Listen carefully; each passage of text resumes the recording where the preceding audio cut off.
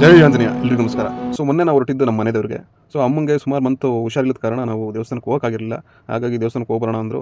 ಹಾಗಾಗಿ ಮಾರ್ನಿಂಗೇ ಕರ್ಕೊಂಡು ಅಪ್ಪ ಅಮ್ಮನ ಇಬ್ಬರನ್ನೂ ಕರ್ಕೊಂಡು ಹೊರಟೆ. ಸೊ ಎಲ್ಲಿಗಂದರೆ ಹೂವಿನಡಗಲಿ, ದೇವ್ರಗುಡ್ಡ ಮತ್ತು ಮೈಲಾರ ಎರಡಕ್ಕೂ.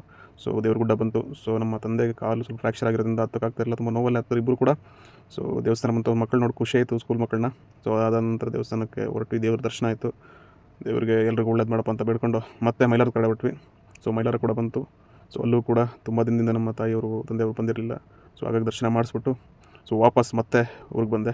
ಸೊ ಅದಾದ ನಂತರ ಇನ್ಸ್ಟಿಟ್ಯೂಟಿಗೆ ಬಂದ್ವಿ. ಸೊ ಇಷ್ಟ ಆಯಿತು ಆಟ ಆಡಿ.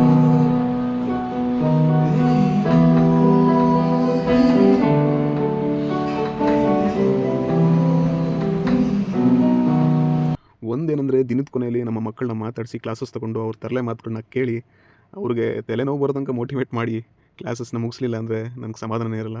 ಸೊ ಜೈ ಆಂಜನೇಯ, ಎಲ್ರಿಗೂ ಒಳ್ಳೆಯದಾಗಲಿ.